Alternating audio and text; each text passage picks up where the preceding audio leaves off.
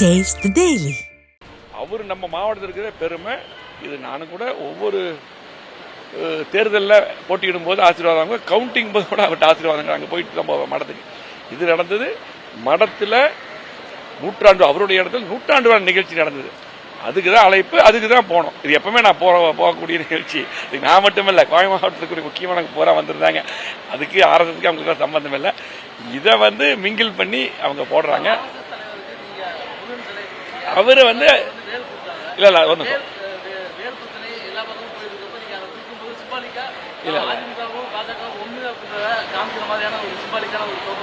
இல்ல இல்ல புரியல. அதாவது அந்த நிகழ்ச்சிக்கு, அதாவது அடிகளாருடைய நிகழ்ச்சிக்கு அவர் சீஃப் கெஸ்டா வந்திருக்காரு.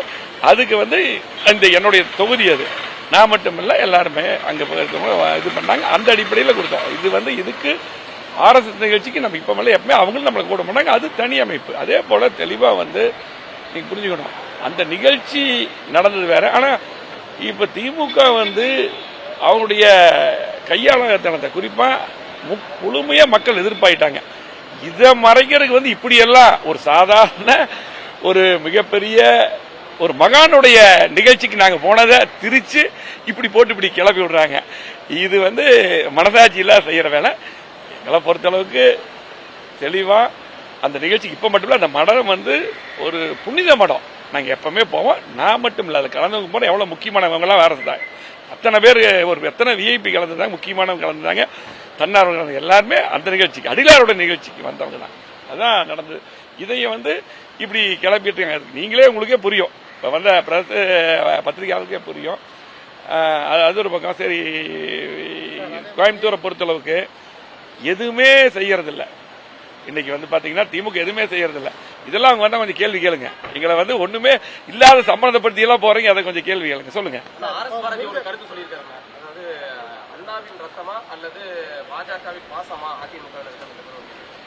அது இப்பதான் வரும்போது சொன்னாங்க. ஆர்எஸ் பாரதி இந்த சப்ஜெக்ட சொல்லியிருக்காரு. அதாவது ஆர்எஸ் பாரதி இதையும் இந்த முருகன் மாநாடு சொல்லியிருக்காரு, அதை பத்தி பேசியிருக்காரு. அண்ணாவின் ரத்தமான பேசியிருக்காரு. ஆர்எஸ் பாரதி அவர் அவர் எப்படின்னு உங்களுக்கு தெரியும். அவர் எப்ப பேசினாலும் பொய் மட்டும்தான் பேசுவார். எங்களுடைய பொதுச்செயலாளர் மேல அடிக்கடி ஏதாவது, இன்னைக்கு அவருக்கு பொதுச்செயலாளருக்கு பெரிய செல்வாக்கு இன்னைக்கு பாத்தீங்கன்னா ஒட்டுமொத்த மக்களும் மீண்டும் முதலமைச்சர் எடப்பாடியார் வருவார் முடிவு பண்ணிட்டாங்க. அதே போல இந்த இதை பொறுத்தவரை பதில் சொல்லிட்டேன். இது முழுமையா அடிகளார் ராமசாமி அவர் ஆதீனம் அவங்களுடைய நிகழ்ச்சிக்கு போனோம். இதெல்லாம் ஆர்எஸ் பாரதி இது என்ன நடக்குதுன்னாலும் பார்த்துட்டு இதை பத்தி பேசணும், விட்டுருங்க. அதே போல அந்த முருகன் மாநாட்டுக்கு போனவங்க அங்க போகும்போது எங்களுடைய அமைச்சருக்கு போனாங்க. அங்க போகும்போது பேரறிஞர் அண்ணாவை பத்தியோ பெரியாரை பத்தி இப்படி ஒரு நிகழ்ச்சி அவங்களுக்கு தெரியாது. அழைப்பு கொடுக்குறாங்க. அங்க இருக்க லோக்கல் முன்னாள் அமைச்சர்கள் ஒரு நிகழ்ச்சிக்கு போறாங்க. இது முருகன்கிறது இது அரசியலுக்கு அப்பாற்பட்ட அது மாநாடு. அது தெளிவா சொல்லியிருந்தாங்க. இதுக்கு முருகன் எல்லாரும் வணங்கக்கூடிய கடவுள். இதுக்கு போனது ஒன்றும் தப்பு இல்லை. அதே போல அந்த இது தெரியாது, அந்த சப்ஜெக்ட் தெரியாது. அதே போல எங்களுடைய தலைவர்கள் உங்களுக்கு எல்லாம் தெரியும்.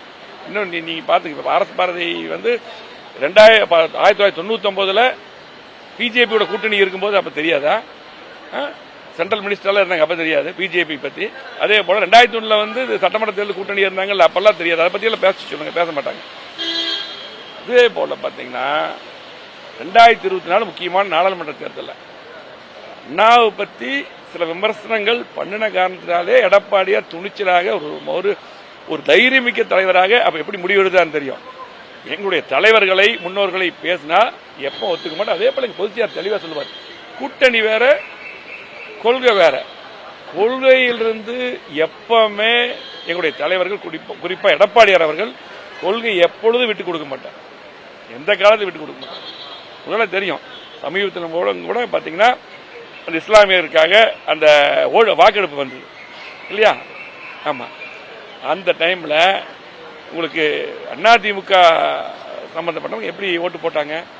கூட்டணி இருந்தாலும் அப்படித்தான் ஓட்டு போட்டாங்க. எதிர்த்தான ஓட்டு போட்டாங்க. தீர்மானம் வரும்பொழுது, வக்போர்டு சட்டம் வரும்போது எதிர்த்து ஓட்டு போட்டாங்க. அதனால கொள்கை வேறு, கூட்டணி வேறு. அதே போல இவங்க சுயநலமா எப்படி வேணாலும் இன்னைக்கு எங்களுடைய பொதுச்செயலாளர் டெய்லி அறிக்கை விட்டுருக்காரு. அதே போல எப்படின்னா இந்த அரசாங்கம் மக்களிடம் தோல்வி அடைந்து விட்டது.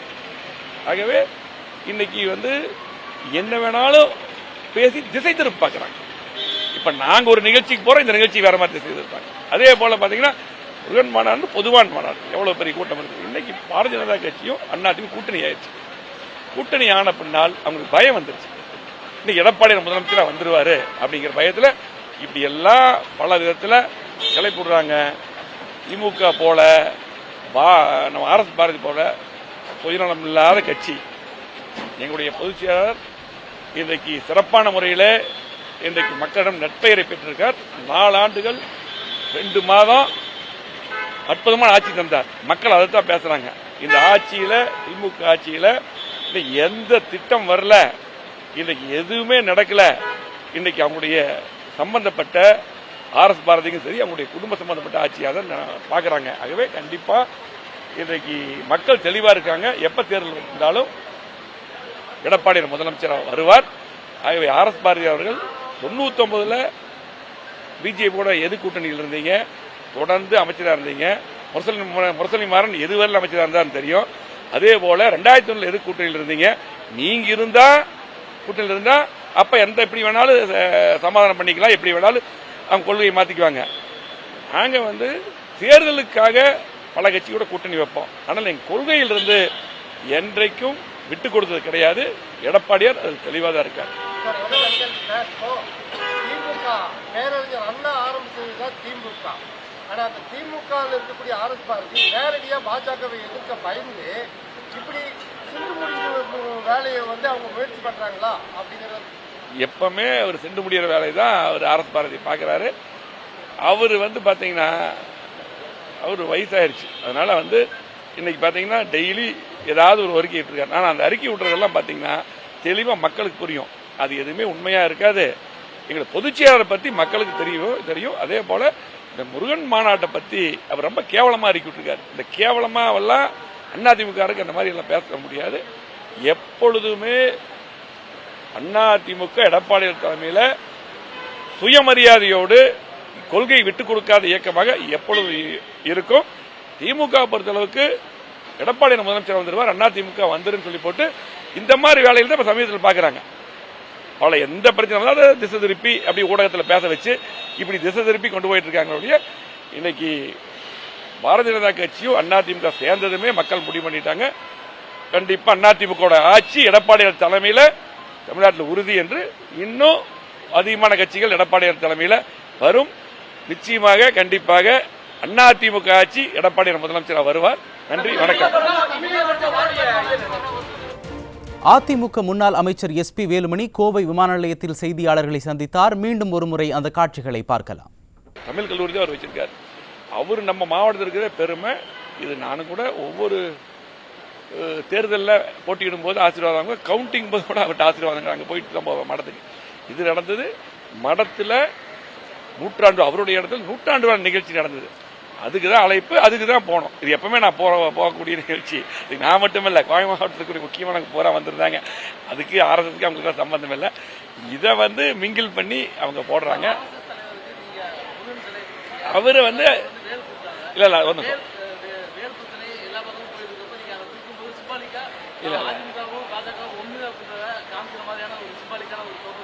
இல்ல புரியல. அதாவது அந்த நிகழ்ச்சிக்கு, அதாவது அடிகளாருடைய நிகழ்ச்சிக்கு அவர் சீஃப் கெஸ்டா வந்திருக்காரு. அதுக்கு அந்த என்னுடைய தொகுதி அது. நான் மட்டும் இல்ல, எல்லாருமே அங்க இது பண்ணாங்க. அந்த அடிப்படையில் கொடுத்தோம். இது இதுக்கு ஆர்எஸ்எஸ் நிகழ்ச்சிக்கு நம்ம இப்ப மேல எப்பவுமே அவங்களும் நம்மளை கூட பண்ணாங்க. அது தனி அமைப்பு. அதே போல தெளிவா நீங்க புரிஞ்சுக்கணும். அந்த நிகழ்ச்சி நடந்தது வேற. ஆனா இப்ப திமுக அவங்களுடைய கையாளத்தனத்தை குறிப்பா முழுமையா மக்கள் எதிர்ப்பாயிட்டாங்க. இதை மறைக்கிறதுக்கு இப்படி எல்லாம் ஒரு சாதாரண ஒரு மிகப்பெரிய ஒரு மகானுடைய நிகழ்ச்சிக்கு நாங்க போனதை திரிச்சு இப்படி போட்டு இப்படி கிளப்பி விடுறாங்க. இது மனசாட்சி இல்ல செய்யற வேலை. எங்களை பொறுத்தளவுக்கு தெளிவா அந்த நிகழ்ச்சிக்கு இப்ப மட்டும் இல்ல, அந்த மடம் ஒரு புனித மடம். நாங்க எப்பவுமே போவோம். நான் மட்டும் இல்ல, அது கலந்து போன எவ்வளவு முக்கியமானவங்க எல்லாம் வேற இருந்தாங்க. அத்தனை பேர், ஒரு எத்தனை விஐபி கலந்துருந்தாங்க, முக்கியமானவங்க கலந்துருந்தாங்க, தன்னார்வலர்கள் எல்லாருமே அந்த நிகழ்ச்சிக்கு, அடிகளாரோட நிகழ்ச்சிக்கு வந்தவங்க தான். அதான் நடந்தது. இதைய இப்படி கிளப்பிட்டு நீங்களே உங்களுக்கே புரியும். இப்ப பத்திரிகையாளருக்கே புரியும். அது ஒரு பக்கம். சரி, கோயம்புத்தூரை பொறுத்தளவுக்கு எதுவுமே செய்யறதில்லை. இன்னைக்கு வந்து பாத்தீங்கன்னா திமுக எதுவுமே செய்யறது இல்ல. இதெல்லாம் அவங்க வந்து கொஞ்சம் கேள்வி கேளுங்க. எங்களை வந்து ஒண்ணுமே இல்லாத சம்பந்தப்படுத்தி எல்லாம் போறீங்க, அதை கொஞ்சம் கேள்வி கேளுங்க. சொல்லுங்க. கருத்து சொல்லியிருக்காங்க. அதாவது அண்ணாவின் ரத்தமா அல்லது பாஜகவின் பாசமா அதிமுக அது இப்பதான் வரும்போது சொன்னாங்க. ஆர் எஸ் பாரதி இந்த சப்ஜெக்ட சொல்லியிருக்காரு. அதாவது ஆர் எஸ் பாரதி இதையும் இந்த முருகன் மாநாடு சொல்லியிருக்காரு, அதை பத்தி பேசியிருக்காரு, அண்ணாவின் ரத்தமானலாம் பேசியிருக்காரு. ஆர் எஸ் பாரதி அவர் எப்படின்னு உங்களுக்கு தெரியும். அவர் எப்ப பேசினாலும் பொய் மட்டும்தான் பேசுவார். எங்களுடைய பொதுச்செயலாளர் மேல அடிக்கடி ஏதாவது இன்னைக்கு அவருக்கு பொதுச்செயலாளருக்கு பெரிய செல்வாக்கு இன்னைக்கு பாத்தீங்கன்னா ஒட்டுமொத்த மக்களும் மீண்டும் முதலமைச்சர் எடப்பாடியார் வருவார் முடிவு பண்ணிட்டாங்க. அதே போல இந்த இதை பொறுத்தவரை பதில் சொல்லிட்டேன். இது முழுமையா அடிகளார் ராமசாமி ஆதீனம் அவங்களுடைய நிகழ்ச்சிக்கு போனோம். இதெல்லாம் ஆர் எஸ் பாரதி இது என்ன நடக்குதுன்னாலும் பார்த்துட்டு இதை பத்தி பேசணும், விட்டுருங்க. அதே போல அந்த முருகன் மாநாட்டுக்கு போனவங்க அங்க போகும்போது எங்களுடைய அமைச்சருக்கு போனாங்க. அங்க போகும்போது பேரறிஞர் அண்ணாவை பத்தியோ பெரியாரை பத்தி இப்படி ஒரு நிகழ்ச்சி அவங்களுக்கு தெரியாது. அழைப்பு கொடுக்குறாங்க. அங்க இருக்க லோக்கல் முன்னாள் அமைச்சர்கள் ஒரு நிகழ்ச்சிக்கு போறாங்க. இது முருகன்கிறது இது அரசியலுக்கு அப்பாற்பட்ட அது மாநாடு. அது தெளிவா சொல்லியிருந்தாங்க. இதுக்கு முருகன் எல்லாரும் வணங்கக்கூடிய கடவுள். இதுக்கு போனது ஒன்றும் தப்பு இல்லை. அதே போல அந்த இது தெரியாது, அந்த சப்ஜெக்ட் தெரியாது. அதே போல எங்களுடைய தலைவர்கள் உங்களுக்கு எல்லாம் தெரியும். இன்னும் நீங்க பாத்துக்க, ஆர் எஸ் பாரதி 1999 பிஜேபியோட கூட்டணி இருக்கும்போது அப்ப தெரியாதா? சென்ட்ரல் மினிஸ்டர்ல இருந்தாங்க, அப்ப தெரியாது பிஜேபி பத்தி.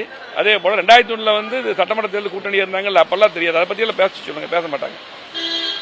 அதே போல பாத்தீங்கன்னா 2024 முக்கியமான நாடாளுமன்ற தேர்தல் அண்ணாவை பத்தி சில விமர்சனங்கள் பண்ணின காரணத்தினாலே எடப்பாடியார் துணிச்சலாக ஒரு தைரியமிக்க தலைவராக அப்ப எப்படி முடிவெடுத்தான்னு தெரியும்.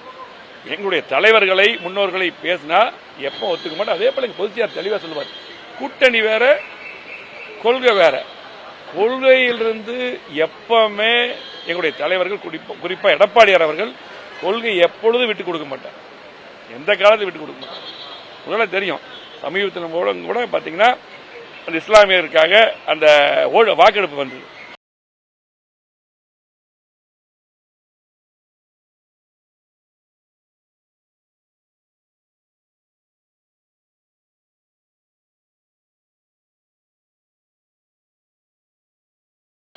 வக்போர்டு சட்டம் வரும்போது எதிர்த்து ஓட்டு போட்டாங்க. அதனால கொள்கை வேறு கூட்டணி வேறு.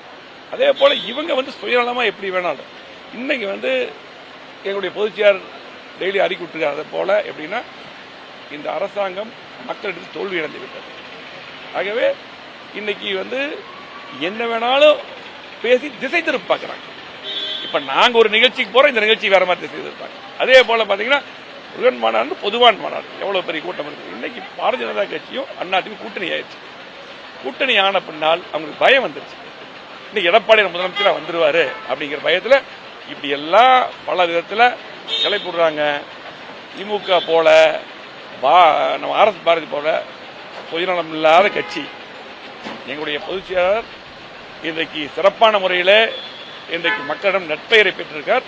4 ஆண்டுகள் 2 மாதம் அற்புதமான ஆட்சி தந்தார். மக்கள் அதைத்தான் பேசுறாங்க.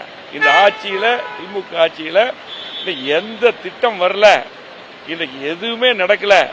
இன்னைக்கு அவங்களுடைய சம்பந்தப்பட்ட ஆர் எஸ் பாரதிக்கும் சரி, அவங்களுடைய குடும்ப சம்பந்தப்பட்ட ஆட்சியாக பாக்குறாங்க. ஆகவே கண்டிப்பா இன்றைக்கு மக்கள் தெளிவா இருக்காங்க. எப்ப தேர்தல் இருந்தாலும் எடப்பாடியார் முதலமைச்சராக வருவார். ஆகவே ஆர் எஸ் பாரதி அவர்கள் 99 பிஜேபியோட எது கூட்டணியில் இருந்தீங்க, தொடர்ந்து அமைச்சராக இருந்தீங்க. முரசொலி மாறன் எதுவரை அமைச்சராக இருந்தான்னு தெரியும். அதே போல 2001 எது கூட்டணியில் இருந்தீங்க, நீங்க இருந்தா கூட்டணியில் இருந்தா அப்ப எந்த எப்படி வேணாலும் சமாதானம் பண்ணிக்கலாம், எப்படி வேணாலும் அவங்க கொள்கையை மாத்திக்குவாங்க. நாங்க தேர்தலுக்காக பல கட்சியோட கூட்டணி வைப்போம். ஆனால் எங்க கொள்கையில் இருந்து என்றைக்கும் விட்டு கொடுத்தது கிடையாது. எடப்பாடியார் அது தெளிவாக தான் இருக்காரு. திமுக பேரறிஞர் அண்ணா ஆரம்பிச்சதுதான் திமுக.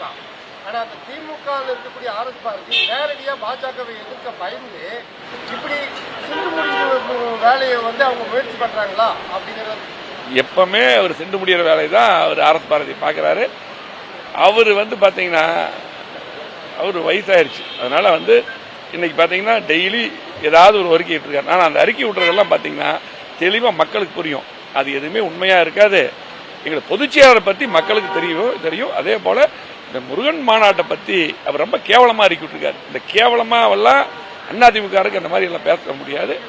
எப்பொழுதுமே அதிமுக எடப்பாடி தலைமையில சுயமரியாதையோடு கொள்கை விட்டுக் கொடுக்காத இயக்கமாக எப்பொழுது இருக்கும். திமுக பொறுத்தளவுக்கு எடப்பாடி முதலமைச்சர் வந்துருவார், அதிமுக வந்துருன்னு சொல்லி போட்டு இந்த மாதிரி வேலையில் தான் சமீபத்தில் பாக்குறாங்க. அவளை எந்த பிரச்சனை திசை திருப்பி அப்படி ஊடகத்தில் பேச வச்சு இப்படி திசை திருப்பி கொண்டு போயிட்டு இருக்காங்க. இன்னைக்கு பாரதிய ஜனதா கட்சியும் அதிமுக சேர்ந்ததுமே மக்கள் முடிவு பண்ணிட்டாங்க. கண்டிப்பா அதிமுக ஆட்சி எடப்பாடியார் தலைமையில் தமிழ்நாட்டில் உறுதி என்று இன்னும் அதிகமான கட்சிகள் எடப்பாடியார் தலைமையில் வரும். நிச்சயமாக கண்டிப்பாக அதிமுக ஆட்சி எடப்பாடியார் முதலமைச்சராக வருவார். நன்றி, வணக்கம்.